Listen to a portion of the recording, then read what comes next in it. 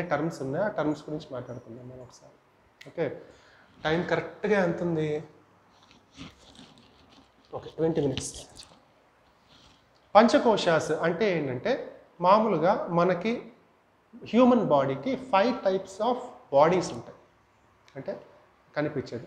Okay, దాన్ని technical term Sheth అంటారు. Okay, అది పక్కన పెట్టాం, అందుకే టెక్నికల్ టర్మ్స్ వద్దు, సింపుల్ టర్మ్స్లో మాట్లాడుతున్నాం. 5 రకాల శరీరాలు ఉంటాయి. కోశాలు అంటే శరీరాలు. ఓకే, సో ఇందులో ఏంటంటే అన్నమయ కోశ, ప్రాణమయ కోశ, మనోమయ కోశ, విజ్ఞానమయ కోశ, ఆనందమయ కోశ. ఓకే, 5 రకాల శరీరాలు. ఏమిటి శరీరాలు? ఓకే, సో ఇప్పుడు మనం హెల్తీగా ఉండి మంచి గ్రోత్ ఆనుకుని కూర్చోండి, ఆ వెనకాలకు ఆనుకుని కూర్చోండి. వీలైతే ఒక మ్యాట్ కింద వేసుకుని మ్యాట్ మీద కూర్చోండి, ఇంకా ఈజీగా ఉంటుంది. మీరు కూడా ఆనుకుని కూర్చుంటే కూర్చోండి, కంఫర్టబుల్గా కూర్చుని విండో ఇంపార్టెంట్. ఓకే, సో ఈ మన ఏ పని చేసినా, ఎనీథింగ్ దట్ యు డు, ఏ పని చేసినా సరే ఈ 5 మీద ఫోకస్ చేసి చెయ్యాలి అనేది స్క్రిప్చర్స్ చెప్తోంది. ఓకే, చెయ్యాలి కాబట్టి చేసేస్తూ ఉంటారు, ఏదో చోట ఆగిపోతుంటారు. ఎందుకు చెయ్యాలి అనేది మనం మాట్లాడుకుందాం. ఓకే, నేను చెప్పిన దాంట్లో ఏదైనా సరే ఇది రాంగ్ అని మీరు చెప్పండి, నేను నెక్స్ట్ డే నుంచి యోగా చెప్పను. ఇంకా సీరియస్ చెప్తాను, నెక్స్ట్ డే నుంచి యోగా మానేస్తా మళ్ళీ, ఎందుకంటే I will be ineligible to teach yoga. Okay, right, అంటే చెప్పాలి, మీరు చెప్పాలని కోరుకుంటున్నా, అది సీరియస్గా వినాలి నా కోరిక. ఓకేనా, రైట్. సో మీరు కనిపించే శరీరం ఏదైతే ఉందో, ఇక్కడ కనిపించే శరీరం ఏదైతే ఉందో, ఏ ఫిజికల్ బాడీ ఈజ్ కాల్డ్ అన్నమయ కోశ. ఏం పెడతా? అన్నం పెడతా కదా. అన్నము అంటే మనం తినే రైస్, వైట్ రైస్ కాదండి, ఎనీథింగ్ దట్ యూ ఫీల్. ఓకేనా, సో అన్నమయ కోశ. అన్నమయ అంటే ఈ ఫిజికల్ బాడీ. ఓకే, దీన్ని బతికించడానికి మనకు కావాల్సిన అన్నమయ కోశ.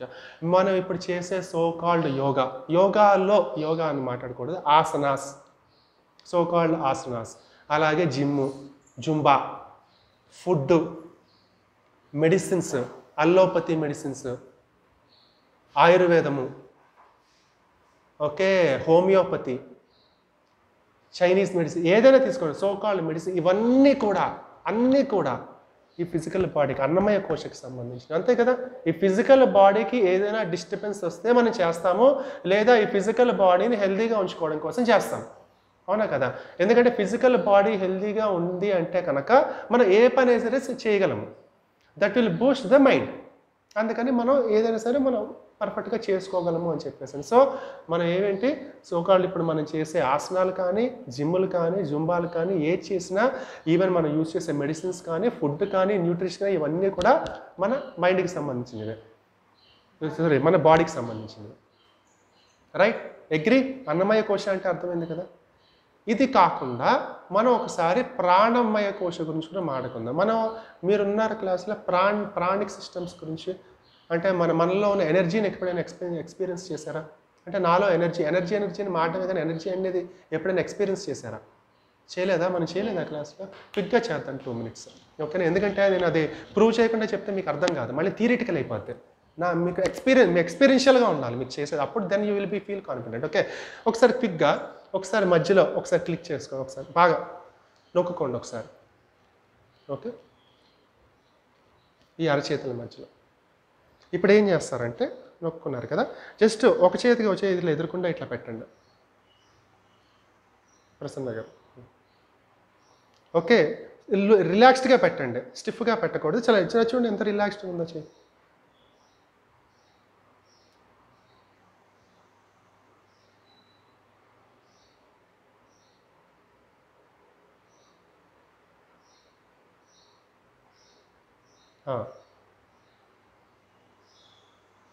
మెల్లగా చేతుల మధ్యలో ఏమైనా తెలుస్తుందా?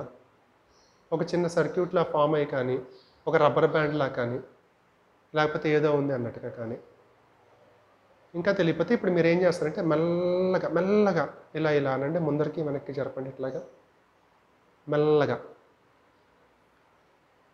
కొంచెం ఏదో లోపల మీ చేతుల మధ్యలో ఏదో సాగుతున్నట్టుగా, మీరు చేతులు వెనకంటుంటే అది కూడా సాగుతూ ఉంటుంది, ముందరికి అంటుంటే అది కూడా నొక్కుంటూ ఉంటుంది. అనిపిస్తుందా? నెమ్మదిగా మీకు అనిపిస్తుందా? మీకు అనిపిస్తుందా? ఓకే, ఇలా అంటున్నప్పుడు ఒక పని చేయండి. ఇప్పుడు ఒక చేతిని అలాగే ఉంచి ఇంకో చేతిని అలా మెల్లగా రొటేట్ చేయండి. ఇటుపక్క మీరు తిప్పుతూ ఉంటే అవతపక్క చేతులు తెలుస్తూ ఉంటుంది. Little bit of vibration. మెల్లగా చేయాలి, మెల్లగా చేయాలి, అంత ఫాస్ట్గా చేయకూడదు మీరు. మెల్లగా చేయాలి. అవునా? తెలుస్తుందా? ఓకే. మీరు ఇది ఎంత దూరం నెమ్మదిగా తీసుకెళ్ళాలి దీన్ని. మీరు ఎంత దూరం తీసుకెళ్తే మీ చేతులు అంత సాగుతూ ఉంటుంది చూడండి అది.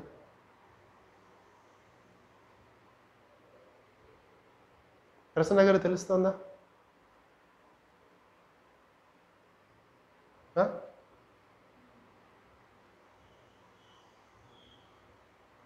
రైట్. సో ఒకసారి ఇట్లా అనుకోండి. సో ఇది ఏంటంటే జస్ట్ మీకు ఎక్స్పీరియన్స్ చేయడం కోసం చెప్పింది. ఇది energy, this is energy. Okay, మన ఎనర్జీ అని మాట్లాడుతూ ఉంటాం కదా, ఇట్ ఈస్ నాట్ విజిబుల్ అని చెప్పేసి, but you can experience. This is the energy that we are talking about. Okay, ఈ ఎనర్జీని చాలా జాగ్రత్తగా హ్యాండిల్ చేయాలి. ఈ ఎనర్జీ ఒక మనిషి నుంచి ఇంకో మనిషికి పంపించవచ్చు, ఇంకో మనిషి నుంచి మనం తెచ్చుకోవచ్చు. ఓకే, ఎనర్జీకి సంబంధించిన ఒకటి పెట్టామో లేదో చూడు ఒకసారి. పెట్టినట్టున్నాం, కూర్చో, తర్వాత చూసుకుందాం. ఓకే, బట్ మైండ్లో గుర్తుపెట్టి రాయిపోతే రాసుకోండి. Okay, so this is energy. ఈ ఎనర్జీ అనేది ఇది కూడా ఎఫెక్ట్ అవుతుంది. ఓకే, ఈ ఎనర్జీ త్రూ అవుట్ మన బాడీలో ఫ్లో అవుతూ ఉంటుంది అన్నమాట. ఓకే, ఈ ఎనర్జీతో ఎన్ని అద్భుతాలన్నా చేయొచ్చు. ఈ ఎనర్జీతోటే కరెంట్ తయారు చేస్తున్నారు, అవునా కదా? రైట్. కరెంట్ని ఏమంటారు? ఇండస్ట్రీ, ఐటీలో ఉన్నారు కదా, మీకు తెలుసు కదా, మీకు ఐడియా ఉంటుంది. ఎనర్జీ అండ్ రిసోర్సెస్ అంటారు. ఓకే, మీరు ఎలక్ట్రికల్ కూడా మీరు ఎక్కడికైనా వెళ్తే ఎనర్జీస్ అని అంటారు. ఎనర్జీ అంటే electrical technical term. Okay, so energies అనమాట.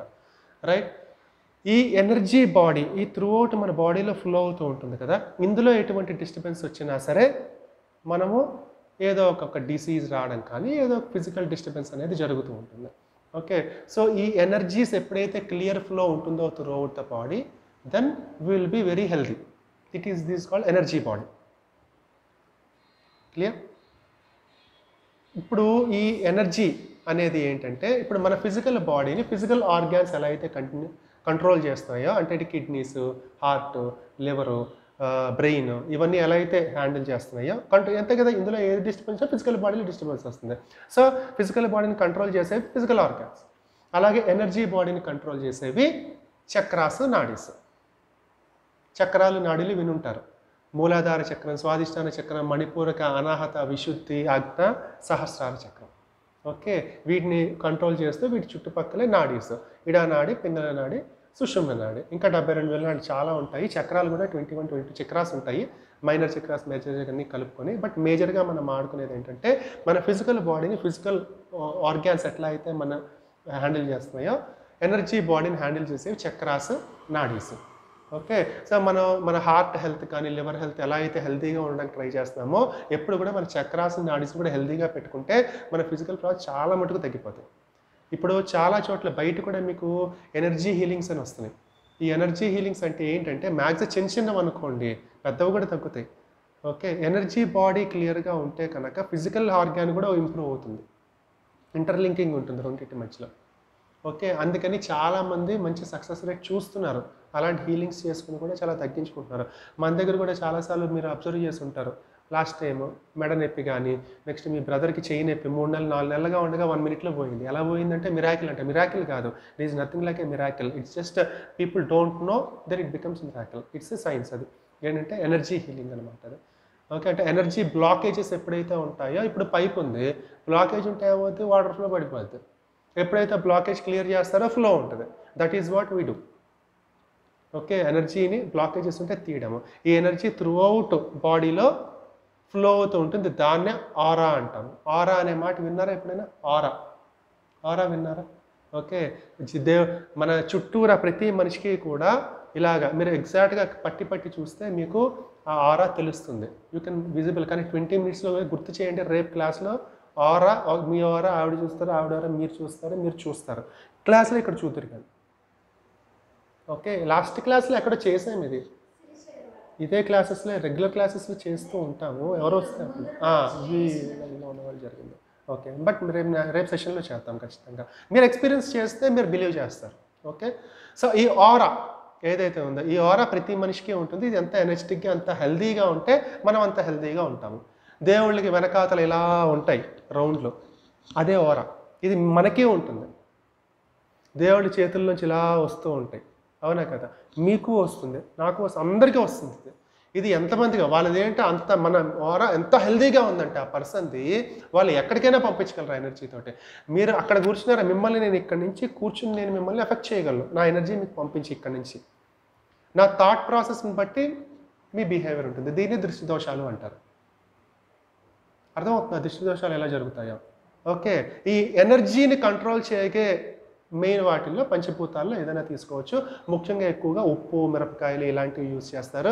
ఇమ్మీడియట్గా ఉప్పు వెరీ పవర్ఫుల్, ఎనర్జీని బ్రేక్ చేయడానికి, ఎనర్జీని క్లీన్ చేయడానికి, ఎనర్జీ చేయడానికి అన్నిటికీ ఉప్పు వెరీ పవర్ఫుల్. రాళ్ళు ఉప్పు అంటాం కదా, అది వెరీ పవర్. అందుకని దాంతో దిష్టి తీస్తారు. ఎందుకు తీస్తారు అర్థమైందా మీకు? ఓకే, లేదా నిప్పుతో కూడా చేస్తారు. ఇవన్నీ ఎనర్జీ బ్రేకేజెస్ అనమాట. ఈ ఎనర్జీని కంట్రోల్ చేయగలం. దృష్టి దోషాలు అలా కంట్రోల్ చేస్తారు. సో ఇదంతా ఎనర్జీకి సంబంధించింది. అంటే మన ఫిజికల్ కంట్రోల్లో లేనిది నెక్స్ట్ ఏంటి, ఎనర్జీ బాడీలో ఉంటాయి కనుక దీన్నే ప్రాణమయ కోశ అంటారు. ఓకే, మన ఫిజికల్ బాడీని ఎలా అయితే మన ఎనర్జీగా హెల్తీగా పెట్టుకుంటున్నామో మన ఎనర్జీ బాడీని కూడా అంతే హెల్తీగా పెట్టుకోవాలి. ఓకే, ఎందుకంటే ఇప్పుడు నా ఎనర్జీని మీకు పంపించా, మీరు ఎఫెక్ట్ అవుతున్నారు. దిష్టి కొట్టా, మీరు ఎఫెక్ట్ అవుతున్నారా లేదా? అవునా కదా? నమ్ముతారు కదా, నమ్మకుండా ఉంటారు. పిల్లలు పుట్టగానే ఫస్ట్ దిష్టి తీసేస్తారు. ఎక్కడ లేని నమ్మకాలు ఆ టైంలో వచ్చేస్తాయి. ఎందుకు? Because of the fear, and that is there. Okay, but ఇలా ప్రతిసారి తీసుకోలేం కదా. If we can just keep our energy body healthy, it's enough. అంతేగా? ఎలా హెల్తీగా పెట్టుకుంటారు? ప్రతిరోజు ప్రాణాయామం చేయడం వలన అంటే ఎనర్జీ బాడీని హెల్తీగా పెట్టుకోవడానికి one of the best sources pranayama. Pranic energy, ప్రాణశక్తి. ఓకే, ప్రాణశక్తి అంటే ఏంటి? ప్రాణము. ఎప్పుడు పోతుంది ప్రాణం? The very first thing is breathing. అవునా కదా? అందుకని breathing is the best source to keep our energy body healthy. ప్రతిరోజు ప్రాణాయామాలు చేయడం వల్ల మీ ఎనర్జీ బాడీ కూడా చాలా హెల్తీగా ఉంటుంది. దానివల్ల ఆటోమేటిక్గా మీకు ఏం జరుగుతుంది, ఫిజికల్ బాడీలో కూడా చేంజెస్ వస్తుంది. అవునా కదా? రెస్పిరేటరీ సిస్టమ్ ఇంప్రూవ్ అవుతుంది, ఇండైజెషన్స్ పోతున్నాయి. ఓకే, మంచి డైజెస్టివ్ ట్రాక్ట్ తయారవుతుంది, మైండ్ పీస్ఫుల్గా ఉంటుంది. మైండ్ అనేది ఏంటి? బ్రెయిన్లో అన్నీ చక్కగా దానికి కావాల్సిన ఎంజైమ్స్ చక్కగా రిలీజ్ అయ్యి అన్ని మీకు అర్థమవుతుంది, ఇంటర్లింకింగ్ ఉంది. అందుకనే we need to keep our energy body also very healthy. అందుకని ఫిజికల్ అన్నమయ కోశ కోసము ఆసనాలు, ఎనర్జీ బాడీ కోసము ప్రాణాయామాలు. మీకు అర్థమవుతుందా? ఇప్పుడు ఇది అగ్రీ అవుతారా? ఇప్పుడు నేను చెప్పింది మీకు ఈజ్ ఇట్ మేకింగ్ సెన్స్? ఏమైనా అబ్జెక్షన్స్ ఉన్నాయా? నో, ఇది రాంగ్ అని చెప్పేసి ఉంటే చెప్పండి, డిస్కషన్లో క్లారిటీ వస్తుంది. Okay, right. సో అందుకని ఏంటంటే ఎప్పుడు కూడా చెప్పేది మిగతా అన్ని ఫిజికల్ యాక్టివిటీస్ మంచిది, కానీ యోగా ఎందుకు బెస్ట్ అంటానంటే ఇందులో మాత్రమే రెండింటి మీద ఫోకస్ చేస్తున్నాను. మిగతా వాటిల్లో ఓన్లీ ఫిజికల్ బాడీ మీదే చేస్తున్నారు. జిమ్గా ఏదైనా చూసుకుంటే ఎక్కడైనా ఇది చేస్తున్నారా? ఇప్పుడు అక్కడ కూడా ఇవి నేర్పిస్తున్నారు. ఎందుకంటే because people start realising it is equally important. Okay, మన ఆరాని ఎంత హెల్దీగా పెట్టుకుంటే, మన ఎనర్జీ బాడీని ఎంత హెల్దీగా పెట్టుకుంటే అవతల వాళ్ళే మనకి తగలం, మనని ఎఫెక్ట్ చేయలేరు. అండ్ మన అవతల గురించి వదిలేద్దాం, ఫస్ట్ మనం హెల్దీగా ఉంటాం. ఓకే, మీకు ఒక క్వశ్చన్ రావచ్చు ఇక్కడ ఏంటంటే, మరి ఇప్పుడు ఆడు ప్రాణాయామ చేస్తాను, నేను ప్రాణాయామ చేస్తాను, అయినా సరే జరుగుతోంది కదా. అంటే ఏంటంటే ఇక్కడ ఏంటంటే ఎవరు ఎంత హెల్తీగా, ఎవరు ఎంత నెగిటివ్ ఎనర్జీ ఎక్కువగా ఉందా, పాజిటివ్ ఎనర్జీ ఎక్కువగా ఉందా అనేది కూడా మ్యాటర్. మీ నెగిటివ్ ఎనర్జీ ఎంత ఎక్కువగా ఉంటుందంటే నేను ఎంత ప్రాణాయామాలు చేసినా అది నేను ఎఫెక్ట్ చేస్తుంది. అంటే మన ప్రాణిక్ సిస్టమ్, మనం అంత పాజిటివ్ థాట్స్, అంటే మన థాట్స్ కూడా వెరీ వెరీ ఇంపార్టెంట్. ఓకే, అంటే రావణాసురుడు అంతా నెగిటివ్ ఎనర్జీని చంపాలంటే రాముడు అంత పాజిటివ్ ఎనర్జీ కావాలి. మామూలుగా రోజు అతను నెగిటివ్గానే ఆలోచిస్తున్నాడు, నేను పాజిటివ్గానే ఆలోచిస్తున్నాను, అయినా సరే నేను ఎందుకు చేయలేకపోతున్నా? ఎందుకంటే నా పాజిటివ్నెస్ ఇంకా హైలో ఉండాలి. అర్థమవుతుందా? సో ఆ లెవెల్ ఆఫ్ పాజిటివ్నెస్ ఇవన్నీ ఉన్నప్పుడు our thoughts are also equally important. ఇక్కడే మనము ప్రాణమయ కోశతో పాటు మనోమయ కోశ కూడా వస్తుంది. Third energy, thought process. Okay, thought process గురించి వెరీ ఇంట్రెస్టింగ్ మనం ఏం చెప్పుకోవచ్చు అంటే ప్రాక్టికల్గా చూద్దాం. ఓకే, నేను ఇప్పుడు ఏదైనా మనం చక్కగా ఆలోచిస్తే అన్నీ బాగుంటాయి బాగానే ఉంటుంది. ప్రాక్టికల్గా I'm not proving it. Okay, సైంటిఫిక్గా సైన్స్ పరంగా మాట్లాడుకున్నాము అంటే కనుక ఏం జరుగుతుందంటే ఎందుకు రిజల్ట్ రావట్లేదు చాలామందికి అంటే ఫిజికల్ బాడీ చక్కగా రోజు ఎక్సర్సైజ్ చేస్తున్నాను, అన్నీ చేస్తున్నాను, బాగానే ఉంది, రోజు ప్రాణాయామం చేస్తున్నాను, అయినా సరే ప్రాబ్లం ఉంది. ఎంతోమంది యోగా మాస్టర్లు సూసైడ్లు చేసుకుంటున్నారు. ఎందుకు చేసుకుంటున్నారు? ఎంతోమంది యోగా ట్రైనర్స్ ఓబేస్గా ఉన్నారు. ఎందుకున్నారు? Something is missing. అవునా కదా? ఏంటి మిస్సింగ్ అంటే యోగాని కాదు, చాలా చోట్ల చెప్తారా, ప్రతి చోట ఎక్కడికి వెళ్ళినా సరే స్టిల్ 100% సొల్యూషన్ లేదు. ఎందుకు లేదు అంటే కనుక మనము అన్నమయ కోశ గురించి మాట్లాడుకున్నాము, ఫిజికల్ బాడీని బాగా ట్రీట్ చేస్తాం, మంచి ఫుడ్ ఇస్తున్నాము, న్యూట్రిషన్ ఇస్తున్నాము, ఎక్సర్సైజ్ చేస్తున్నాము, అన్నీ చేస్తున్నాము, మన ప్రాణిక్ సిస్టమ్ని బాగా పెట్టుకున్నాము, మ్యాక్సిమం ప్రాబ్లమ్ సాల్వ్ అవుతుంది. But still people are facing problems because they are not focused on మనోమయ కోశ. The very live example is let's say ఒక బ్రిడ్జ్ ఉంది. ఆ బ్రిడ్జ్ మీద ఒక 100 వెహికల్స్ వెళ్తూ ఉంటాయి. దాని కెపాసిటీ అనుకుందాం. ఒకరోజు 1000 వెహికల్స్ వెళ్ళాయి. ఏం జరుగుద్ది? కాస్త అటు ఇటు అప్పుడే కొలాప్స్ అవుతుంది. ఫస్ట్ నట్లు బోల్ట్లు లూజ్ అవుతాయి. అవునా కదా? ఒకేసారి కొలాప్స్ అవుతుందిగా, మెల్లమెల్లగా నట్లు బోల్ట్లు లూజ్ అవ్వడం మొదలెడతాయి. తర్వాత మళ్ళీ 1000 మంది వెళ్ళారు. ఇంకొంచెం నట్లు బోల్ట్ బాగా లూజ్ అయ్యి ఎక్కడో నట్టు బోల్ట్ ఎక్కడ ఇరిగి పడిపోద్ది, 10 నట్లు బోల్ట్లు ఉంటే 4-5 మిస్ అయిపోతే అలా కంటిన్యూ చేస్తుంటే కొద్ది రోజులకి బ్రిడ్జ్ కొలాప్స్ అయిపోద్ది. కానీ ఒక 5-6 నట్లు బోల్ట్లు లూజ్ అవ్వగానే ఏం చేస్తారు? సౌండ్లు వస్తూ ఉంటుంది బ్రిడ్జ్. అప్పుడు ఏం చేస్తారు? డిపార్ట్మెంట్ వాళ్ళు వచ్చి నట్లు బోల్ట్లు బిగిస్తారు. అవునా కదా? మళ్ళీ బాగా ఉంటుంది. మళ్ళీ అంటే ఏంటి? మళ్ళీ 1000 మంది వెళ్తారు, మళ్ళీ నట్లు బోల్ట్లు రిలీజ్ అవుతాయి. అలా ఏదో టైంకి 100 మంది వెళ్ళినా చేతులు ఎత్తేస్తారు బ్రిడ్జ్, ఏదో ఒకటి జరుగుద్ది. ఆఖరికి మొత్తానికి ఆ బ్రిడ్జ్ తీసేసి మళ్ళీ కొత్తగా ఒక బ్రిడ్జ్ కట్టడం మొదలెడతారు. 1000 సంవత్సరాలు పట్టుద్ది దీనికి, 100 సంవత్సరాలు తీసుకుందాం పోనీ. అవునా కదా? ప్రాబ్లం ఎక్కడుంది?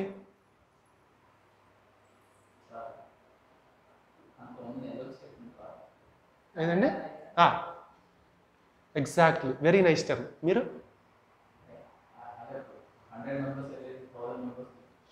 రైట్. ప్రాబ్లం ఎక్కడుందంటే మీరు నట్లు బోల్ట్లో బిగిస్తూ కూర్చున్నారు, కానీ పైన బాబు ఆ బ్రిడ్జ్ కెపాసిటీ 100, కానీ దాని మీద మీరు 1000. దీన్ని ఎలా కంట్రోల్ చేస్తారు? దీన్ని కంట్రోల్ చేయనందుకు దీనికి సొల్యూషన్ లేదు కదా. అవునా కదా? మీరు కావాలంటే కనుక బ్రిడ్జ్ విడ్త్ పెంచుకోండి, ఇంకా కావాలనుకుంటే ఎక్స్ట్రా అంటే డైవర్ట్ చేయండి, వేరే కావాలంటే, లేదా ఇంకా వేరే. సో అంటే ఏంటి? ఫస్ట్ ఆఫ్ ఆల్ దీని అంటే సింపుల్, బ్రిడ్జ్ మీద బాగా ప్రెషర్ పడింది, ఓవర్ ప్రెషర్ పడింది, దానివల్ల బ్రిడ్జ్కి ప్రాబ్లం వచ్చింది. మనం ఏం చేస్తున్నాము? అల్లోపతి మెడిసిన్స్, రకరకాల మెడిసిన్స్ ఇస్తూ నట్లు బోల్ట్లో బిగిస్తున్నాం. అంతేగాని ప్రెషర్ సంగతి ఏంటి? డైవర్ట్ చేయట్లా. ప్రాబ్లం సోర్స్ ప్రెషర్ దగ్గర ఉంది. మీరు ప్రెషర్ని ఏదైనా చేయండి. ఎంతసేపు మెడిసిన్స్ వేసుకుంటూ నట్లు బోల్ట్లు బిగించలేంటిది. అంటే ఈరోజు తలనొప్పి వచ్చిందంటే డోలో వేసుకో, అయిపోయింది. Ayurveda so called medicine system గురించి చెప్తున్నా. అది ఏదైనా కానివ్వండి, అల్లోపతి కానివ్వండి, హోమియోపతి కానివ్వండి, ఆయుర్వేదం కానీ ట్రెడిషన్ ఏదైనా సరే, స్టిల్ అవన్నీ కూడా ఏంటి? నట్లు బోల్ట్లు బిగించడమే. అందుకని ఏం చెప్తారు డాక్టర్లు కూడా? కొంచెం ప్రెషర్ తగ్గించుకోండి అంటారు. ఎందుకంటే ప్రాబ్లం అక్కడే ఉంది. ట్యాబ్లెట్ ఇస్ టెంపరీ, నట్లు బోల్ట్లు బిగించడం లాంటిది, కానీ ప్రెషర్ తీయడం అనేది మనం చూడట్లా. అంటే ఏంటి ప్రెషర్ అంటే ఏంటి? Load by area. మనం ఫిజిక్స్ మాట్లాడుకుందాం, చిన్నప్పుడు చదువుకున్నామని కదా. ఏరియా ఎంత ఉంది, దాని మీద ఎంత లోడ్ పడుతుంది, దట్ ఈస్ కాల్డ్ ప్రెషర్. దాని ఏరియాని బట్టి దానికి లోడ్ ఉండాలి. ప్రెషర్కి ఫార్ములా అదేనా? అవునా కదా? ప్రెషర్ టెక్నికల్గా మాట్లాడుకుందాం, కాన్సెప్చువల్గా అయిపోయింది, ప్రపంచం అర్థం చేసేస్తుంది ప్రెషర్ అనే టర్ము. అలాగే మన మెడిసిన్స్ కూడా అడిక్ట్ అయిపోయాము. కానీ ఫిజిక్స్ గురించి మాట్లాడుకుందాం. అంటే ఎంత ఏరియా ఉంది, దాని మీద ఎంత లోడ్ పడుతుంది, that is called pressure. Load పెరుగుతున్న కొద్దీ ప్రెషర్ పెరుగుతూ ఉంటుంది. అవునా కదా? సో ఇక్కడ ఏం జరుగుతుంది? మనము ప్రతిసారి ఇంత బ్రిడ్జ్ ఉంది అంటే దాని మీద ఎంత లోడ్ తీసుకొచ్చి పెడుతున్నాం, ఈ లోడ్ తీయడానికి ట్రై చేయాలి. ఇది ఎందుకు తీయలేకపోతున్నాం అనేది ప్రాబ్లం. ఎందుకు తీయలేకపోతున్నాము? జపాన్ వాళ్ళు అక్కడ తీయగలుగుతున్నారు, మన దగ్గర తీయలేకపోతున్నాం అని అంటున్నారు. కొన్ని ఏరియాల్లో తీస్తున్నారు, కొన్ని తీయలేకపోతున్నాడు. ఎందుకు? ఏంటి డిఫరెన్స్? ఎందుకు తీయలేకపోతున్నాం లోడు? ఎందుకంటే అది ఎలా తీయాలో తెలియదు కాబట్టి. అంతే కదా? మనం ఒక పని చేయలేకపోతున్నాం అంటే ఆ పని ఎలా చేయాలో మనకు తెలియదు కాబట్టి చేయలేకపోతున్నాం, లేదా చేయడం ఇష్టం లేదు. చేయడం ఇష్టం లేకపోవడం అనేది కాన్సెప్ట్ కాదు. అవునా కదా? ఇదేంటి ఖచ్చితంగా చేయగలిగే మార్గం ఉంటే ఎవరన్నా చేస్తారు. అంటే ఎలా చేయగలమో తెలియదు, ఎలా తీయగలమో తెలియట్లేదు జనాలకి. అందుకని ఆ లోడ్ అంటే ఆ బ్రిడ్జ్ మీద 1000 మందిని ఎలా తగ్గించాలో అర్థం కావట్లా. ఆ నాలెడ్జ్ లేదంటున్నాను, సింపుల్గా చెప్తున్నా. లేదంటే నిజంగా లేదని ఖచ్చితంగా అర్థం అవడం కోసం చెప్తున్నా బ్రిడ్జ్ ఆ కాన్సెప్ట్ తోటి. ఓకే, అంటే ఏంటి, ఆ నాలెడ్జ్ కనుక తెచ్చుకోగలిగితే ఆ ప్రెషర్ని మనం తీయచ్చు, ఆ లోడ్ని తీయచ్చు.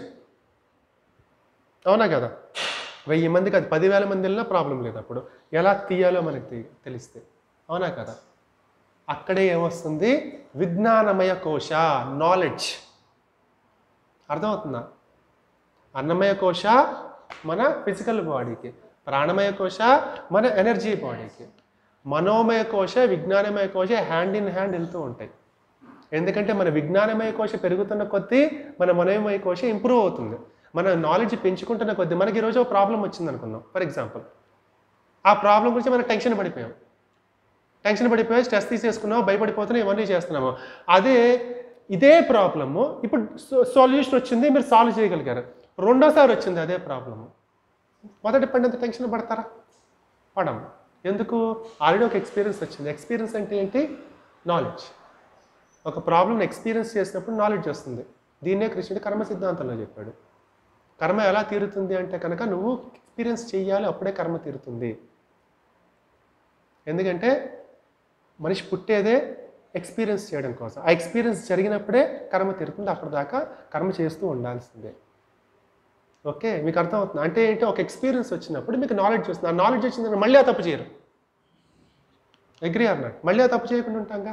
సో నాలెడ్జ్ పెరుగుతున్న కొద్దీ మన మైండ్ కూడా ఇంప్రూవ్ అవుతుంటుంది. అందుకని నాలెడ్జ్, విజ్ఞానమయ కోశం పెంచుకోవాలంటే ఏం చేయాలి? దానికి చాలా మార్గాలు ఉన్నాయి మనకి. అంటే ప్రాబ్లం ఏంటంటే టెక్నికల్ టర్మ్స్, కొన్ని స్పిరిచువల్ టర్మ్స్ యూజ్ చేయడం వల్ల నేను సత్సంగం అంట, వెళ్ళి భజనలు చేస్తారు అక్కడ కూర్చుని. సత్సంగము అంటే ఏంటి? సత్సంగము మనకు తెలిసిందే. నేను చెప్తున్నా, ఏది నేను కొత్తగా చెప్పట్లే, మీకు తెలియంది కాదు. మీకు తెలిసిందే కదా, నేను ఏమైనా కొత్తగా చెప్తున్నానా? మీకు గుర్తు చేస్తున్నా అంతే. అవునా కదా? సత్సంగము అంటే మంచి జనులతో సంఘం. అంటే సత్వగుణం ఉన్నవాళ్ళు. సత్వగుణం ఉన్నవాళ్ళు అంటే ఏంటి? మంచి ఆలోచనలు, మంచి థాట్ ప్రాసెస్ ఉన్న వాళ్ళతోటి. అదొక్కటి అక్కడ ఆగిపోకూడదు.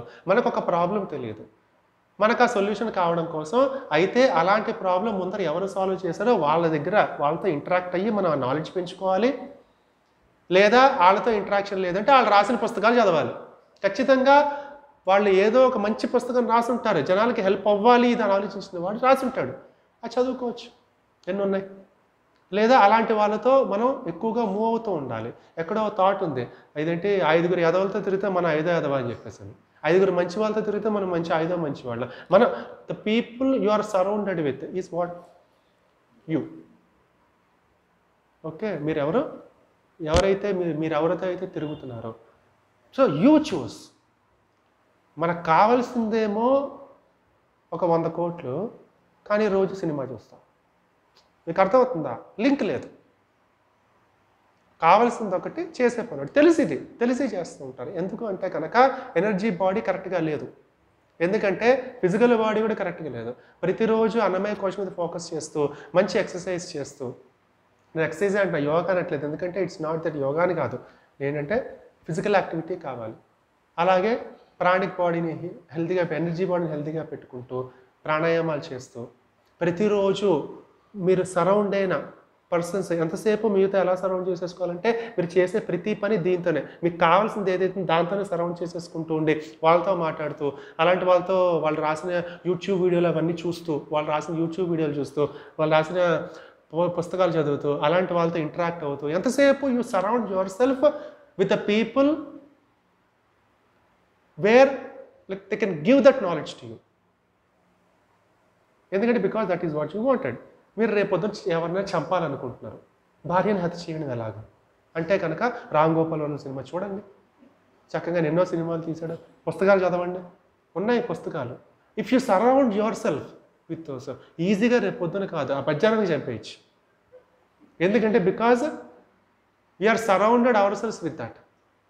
భర్తని కంట్రోల్లో పెట్టుకోవడం ఎలా? ఇదివరకు పెట్టుకున్న వాళ్ళు బోల్డంత మనతో మాట్లాడండి, వాళ్ళు రకరకాల మీటింగ్లు పెడుతూ ఉంటారు, మీటింగ్లకు వెళ్ళండి. సత్సంగం దట్ ఈజ్ సత్సంగం. అర్థమవుతుందా? అంటే సత్ అనేది మాట పక్కన పెట్టేద్దాం. సత్సంగం అనే కాన్సెప్ట్ రావడానికి ఏంటంటే మంచి వాళ్ళతో మనం ఉండడం వల్ల మంచి వాళ్ళు, కానీ అక్కడికి వెళ్ళి భజన చేస్తూ కూర్చున్నారు. దానివల్ల కాస్త స్పిరిచువల్గా బాగానే ఉంటాయి, ఎనర్జీ బాడీ మంచి హీల్ అవుతుంది, బాగుంటుంది, మంచి వైబ్రేషన్స్ క్రియేట్ అవుతాయి. But ultimately no solution. ఎందుకంటే భజనకి వెళ్తే మనకి బ్రిడ్జ్ మించి 1000 మందిని ఎలా డైవర్ట్ చేయాలో చెప్పరు కదా, అవునా కదా?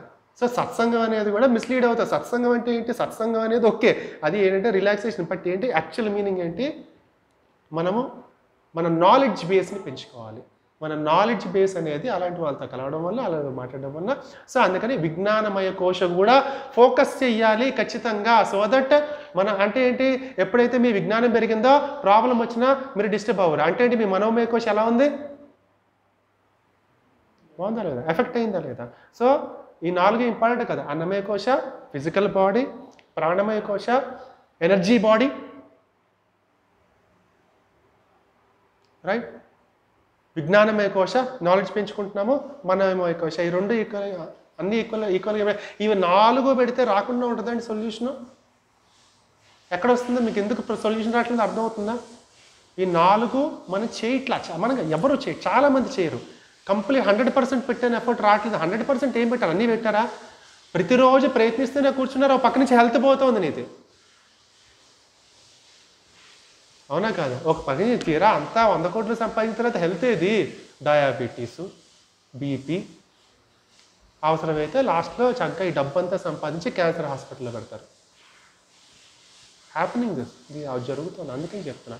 అంటే ప్రతిరోజు ఈ 4 మీద, ప్రతిరోజు ఎవ్రీ డే మార్నింగ్ నుంచి ఈవినింగ్ లోపల ఈ 4 మీద పొద్దున్న లేచి ఎక్సర్సైజ్ చేయడం, ప్రాణాయామాలు చేయడం, మంచి పుస్తకాలు చదవడం, లేదా మంచి యూట్యూబ్ వీడియోస్లో కూడా ఏంటంటే ఈ రాధమ్మ కూతురు ఇట్లా ఏవో ఉన్నాయి రకరకాల సీరియల్స్, ఇవన్నీ కాకుండా మామూలుగా ఏంటంటే చూడండి. Entertainment is important. ఒక మూవీకి వెళ్ళడము ఎంత ఎంటర్టైన్మెంట్, అది ఇంపార్టెంటే. బట్ కొంత టైం వీటికి కూడా కేటాయించండి అంటాను. కొంత టైం వీటికి కూడా ప్రతిరోజు అలవాటు చేసుకోవాలి పుస్తకం చదవడం. ఒక మంచి పుస్తకం చదవడం అలవాటు చేసుకోవాలి. లేదా ఒక మంచి నాలెడ్జ్ బేస్ యూట్యూబ్ వీడియో ఏదైనా చూడండి. ప్రతిరోజు ఒక 10 నిమిషాలు చూడండి. 24 అవర్స్లో 10 మినిట్స్ కేటాయించగలం కదా, అవునా కదా? 10 మినిట్స్ ఒక పుస్తకం మంచిగా, ఒక పేజ్ చదవండి, లేకపోతే మంచి పుస్తకం. ఆటోమేటిక్గా ఒక డౌన్ 21 days ఆర్ 40 days, ఒక మండల కాలం, మన తెలుగు అంటే మండల కాలం అంటారు, 40 days ఖచ్చితంగా చేంజ్ వస్తుంది మన థాట్ ప్రాసెస్లో. 1% అనే చేంజ్ కనిపిస్తుంది. ఎప్పుడైతే మీరు ఆ చేంజ్ ఎక్స్పీరియన్స్ చేయగలుగుతారో ఆటోమేటిక్గా మీరు you will start loving to do that, because that is giving results to you. When you experience the results you will continue to do that. ఏం చెప్పాడు కృష్ణుడు? ఎక్స్పీరియన్స్ అయితే మళ్ళీ ఆ పని చేయరు. ఒక్కసారి పుస్తకం చదవడం ఎక్స్పీరియన్స్ అయితే వేరే సీరియల్ చూడరు ఇంకా, ఎందుకంటే దీనికి ఎడిక్ట్ అవుతారు. కంటిన్యూస్గా కొంచెం స్టార్టింగ్లో కొంచెం కష్టంగా ఉంటుంది. 40 days కష్టమైనా నష్టమైనా చేయడం స్టార్ట్ చేయండి, కంటిన్యూ చేయండి. 40 days తర్వాత అలవాటు పడిపోతారు. What is not comfortable before will become comfortable later. What is comfortable now will become uncomfortable later. ఇప్పుడు కంఫర్టబుల్గానే తర్వాత అన్కంఫర్టబుల్ అవుతుంది, ఇప్పుడు అన్కంఫర్టబుల్గా తర్వాత కంఫర్టబుల్ అయిపోతుంది, మారుతుంది. మీరు ఆలోచించుకోండి. ప్రతిరోజు సినిమా చూస్తే ఆ రోజు సినిమా చూడాలనిపిస్తుంది, తర్వాత కూడా 11వ రోజు కూడా. ప్రతిరోజు ఆ టైంలో ఒక పని చేయండి, 11వ రోజు ఆ పని చేయాలనిపిస్తుంది, అలవాటు పడుతుంది, అంటే హ్యాబిట్. సో అన్నమయ కోశ, ప్రాణమయ కోశ, విజ్ఞానమయ కోశ, మనోమయ కోశ. క్లారిటీ వచ్చింది కదా? ఈ 4 మీద ఉన్న క్వశ్చన్స్ ఉన్నాయా? అయినా రావట్లేదండి, ఇన్ని చేస్తున్నాను నేను, ప్రతిరోజు ఫిజికల్ యాక్టివిటీ చేస్తా, ఆసనాలు అసలు మామూలుగా నేను వేసే ఆసన ప్రపంచంలో ఎవరు వేయలేరు, పతంజలి మహర్షి కూడా వేసి ఉండడు. నేను చేసే ప్రాణాయామ చూస్తే అసలు గాలి కూడా సిగ్గుపడుతుంది, అలా చేస్తా, అంత మంచి ప్రాణాయామాలు చేస్తా. ప్రతిరోజు నాకు చదవడమే పని, మంచి మంచి పుస్తకాలు. నా పని ఏంటంటే ఇది చదవడము చేయడము అంతే. నాకు కావాల్సిన గోల్ ఓరియంటెడ్గా అదే చదువుతా, అదే చేస్తా, అదే సముచిత థాట్స్ చేసుకుంటా. అయినా సరే సొల్యూషన్ రావట్లా ఉంటుంది. ఇది కూడా ఎంతమంది జాతకాల దగ్గరికి వెళ్ళి ఉండరు, ఏం చేసినా రావట్లేదండి. ఫస్ట్ ఆఫ్ ఆల్ అన్నీ చేసేవాళ్ళేది 4 చెక్ చేసుకుందాం, అయిపోయేందుకు రాదు. నేను అగ్రీ, ఇలా చేసినా చాలామందికి రావట్లా. ఇక్కడ కర్మ సిద్ధాంతం కాన్సెప్ట్ వస్తుంది. ఓకే, ఇది కొంచెం స్పిరిచువల్ ఆస్పెక్ట్లో వెళ్తుంది. కర్మ సిద్ధాంతం, what you so so you do, కర్మ సిద్ధాంతం. ఇది ఇప్పటిదే కాకుండా కర్మలు 3 రకాలుగా ఉంటాయి. ఓకే, టెక్నికల్ టర్మ్స్ నెమ్మదిగా మాట్లాడుకుందాం తర్వాత. ఓకే, సింపుల్గా అంటే టెక్నికల్ టర్మ్స్ కూడా చెప్పాలంటే ప్రారబ్ధ కర్మ, ఆగామి కర్మ, సంచిత కర్మలు. ఓకే, ఉంటాయి. బట్ ఇది నేను టెక్నికల్గా మాడితే మళ్ళీ మనం పెట్టామని చదువుకుని నెమ్మదిగా నెక్స్ట్ క్లాస్కి ఆసనాలు చేస్తే చాలా బాబు మనకి ఏం అర్థం కావట్లేదు. ఎండడానికి చాలా బాగుంటుంది, రేపు మళ్ళీ నార్మల్గా అయిపోద్ది. సింపుల్గా చెప్పాలంటే కర్మ సిద్ధాంతం గురించి చెప్పాలంటే, మీకు ఎవరైనా ఒక పని అప్పచెప్పారు, ఒక పని అప్పచెప్పారు. వర్కింగా మీరు వర్కింగా ఓకే. సో కామన్గా ఆడియన్స్ డిఫరెంట్గా ఉన్నారు కాబట్టి కామన్ అంటే ఒకసారి ఐటీ వాళ్ళతో మాట్లాడినప్పుడు చాలా బాగా ఎగ్జాంపుల్స్ చెప్తాను. ఎందుకంటే ఐటీలో ఒక టీము ప్రాజెక్ట్ టీం తీసుకుని చెప్తా. ఓకే, ఫర్ ఎగ్జాంపుల్ మీకు ఒక పని అప్పచెప్పారు, ఏమండి రైట్. ఎవరన్నా అసలు వర్క్ కల్చర్ని చూసారా? ఇది వర్క్ కల్చర్ని చూసారా? చూడలేదా? జనరల్గా కూడా చెప్పుకుందాం, ఐటీ ఒకటే కాదు ప్రపంచం.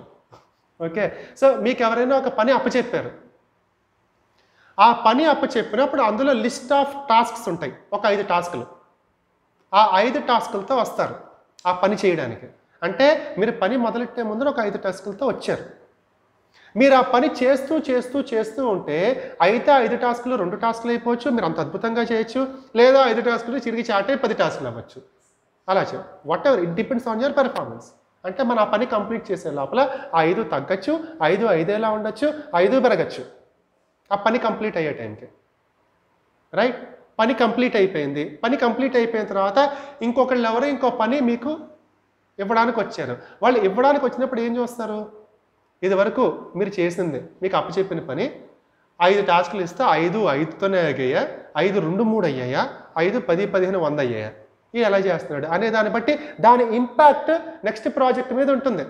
అవునా కదా? దాన్ని బట్టి నెక్స్ట్ ప్రాజెక్ట్ సెలక్షను, నెక్స్ట్ వేరే వాళ్ళు మీకు పని అప్పచెప్పడం అనేది ఉంటుంది. ఇదే కర్మ సిద్ధాంతం, అంతకంటే ఏమీ లేదు.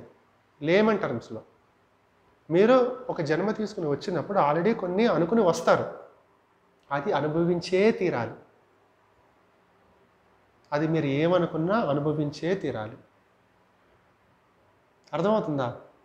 దాన్ని మీరు అవాయిడ్ చేయడానికి దీన్నే అది చెప్తా, మీరు ఏమనుకున్నా చేసి తీరాలి అని భగవద్గీత రిలేట్ చేసుకోండి. ఓకే, అనుభవించే తీరాలి. ఎందుకంటే 5 చేయాలి, దట్ ఈస్ ద పర్పస్.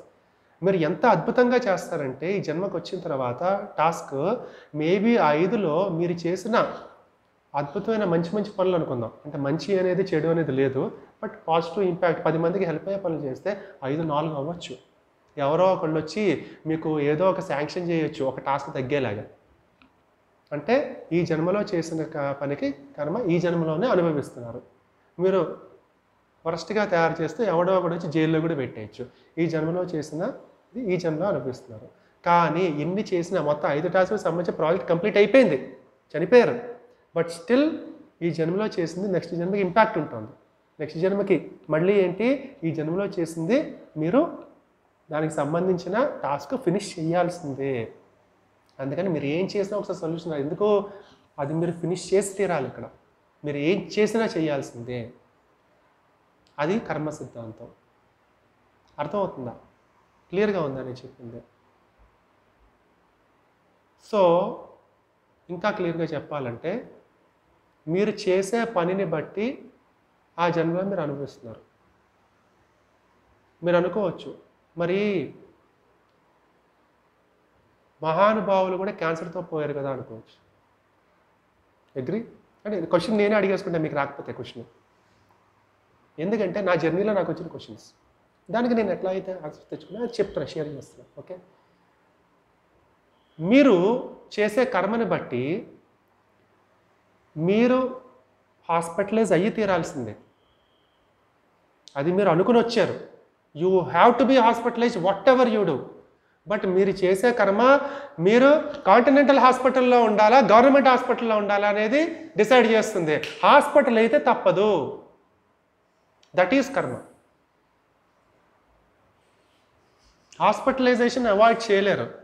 మీరు చేసే కర్మ అపోలో హాస్పిటల్లో ఉండాలా, ఎక్కడైనా ఉండాలి. అంటే ఫెసిలిటీస్ అపోలో హాస్పిటల్లో ఏసీ రూమ్లో మంచి బెడ్ మీద అక్కడ అన్ని రకాల సౌకర్యాలతోటి 100 మంది నర్సులతో మీరు చేస్తారా, లేదంటే లేపడానికి కూడా దిక్కు లేకుండా, బాత్రూమ్ కూడా వెళ్ళడానికి వీలు లేకుండా, 10 మంది సాయంకి లేకుండా మనమే దాని అంతటి లేస్తూ మనమే లేస్తూ మనమే ఇబ్బంది పడే పొజిషన్లో చేస్తారా అనేది. సో కర్మని తప్పించుకోవడం కుదరదు. కానీ మీరు చేసే పని కర్మ మీకు హెల్ప్ అయిందా లేదా మీరు ఎక్కడ ఆ ట్రీట్మెంట్ తీసుకోవాలి అనే ప్లేస్ని చూస్ చేస్తున్నారు మీరు, అవునా కదా? సో అందుకని అంటే ఎందుకంటే మిస్కన్సెప్షన్స్ చాలా ఉన్నాయి వీటి మీద. ఏంటంటే నేను ఓకే, కొంతమంది అంటారు కర్మ నువ్వేం చేసే తిడతరా అనేసరికి ఎందుకు చేయడం వదిలేస్తారు.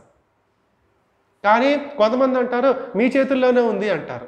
రెండో కాంట్రడిక్టరీ అలా అంటారు. మీకు అర్థమవుతుందా? ఇప్పుడు క్లారిటీ వచ్చిందా? కర్మ చెయ్యాలో వద్దా? కర్మ తప్పించుకోలేమా? కొన్ని కర్మలు అనుకుని వచ్చిన టాస్క్ ఫినిష్ చేయాల్సిందే.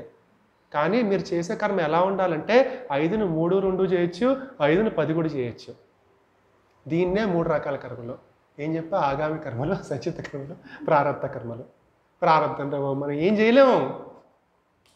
అర్థమవుతుందా?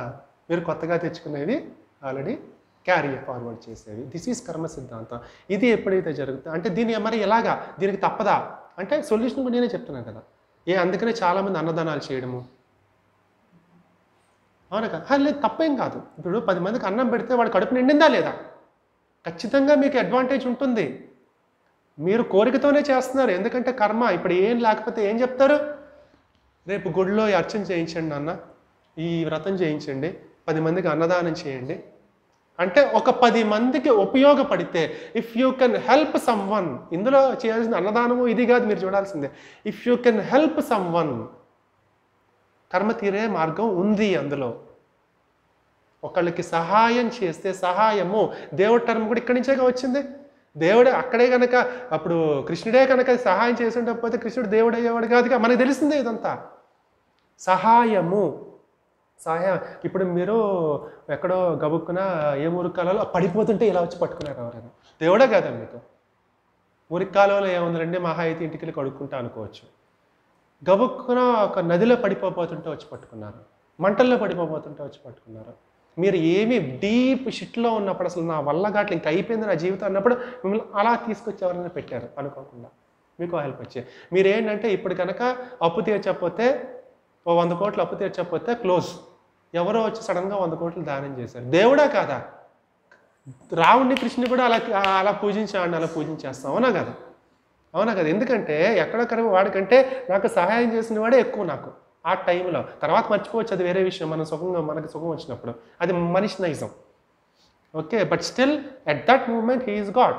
ఓకే, సో అందుకని సహాయం చేస్తే కర్మ తీరుతుంది. ఎప్పుడైనా సరే అన్నమయ కోశ, ప్రాణమయ కోశ, మనోమయ కోశ, విజ్ఞానమయ కోశ 4 చేస్తే 100% వస్తుంది. అప్పటికీ లేదు అంటే ఏమొస్తున్నాయి? ప్రారంభ కర్మలు ఇంకా ఉన్నాయి. వాటిని తీర్చుకోవడం కోసము ఎక్స్పీరియన్స్ చేయాలి, తప్పదు.